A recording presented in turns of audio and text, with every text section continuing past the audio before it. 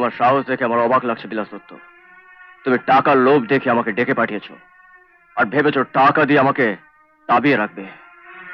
কিন্তু একটা কথা জেনে রেখো, তোমার ওই টাকা দিয়ে বা গুন্ডার দল দিয়ে আমাকে দাবিয়ে রাখতে পারবে না। না ছোট ঠাকুর, তুমি আমায় ভুল বুঝছো।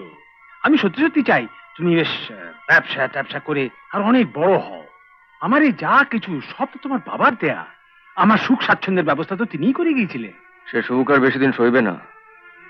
ভুলে যাও না, যে বাড়িতে দাঁড়িয়ে তুমি কথা বলছো সেই বাড়িটা কিন্তু আমার বাবার।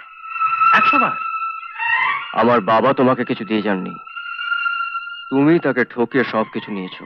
এটাও ঠিক, কিন্তু প্রমাণ করতে হবে তো। আর প্রমাণ করতে হলে কোর্টে যেতে হবে, আর কোর্টে গেলেই একেবারে টাকার শ্রাদ্ধ। হ্যাঁ জানি, কোর্ট, থানা, পুলিশ সব তোমাদের কবজায়। ও বুঝতে পেরেছো সেটা? হ্যাঁ,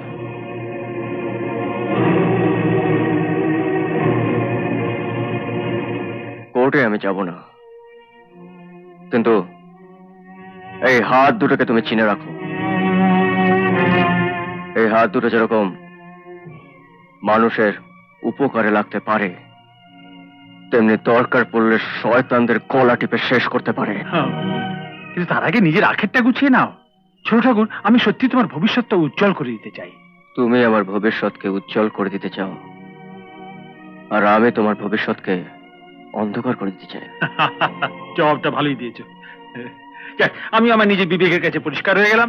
আমাদের বাড়ির চাকরের সামনে মাথা বিলিয়ে দিলে আমিও তো আমার বিবেকের কাছে ছোট হয়ে যাব। কেন? রাগলে তোমাকে ঠিক তোমার বাবার মতন দেখায়। অবশ্য সেটা খুব খারাপ জিনিস।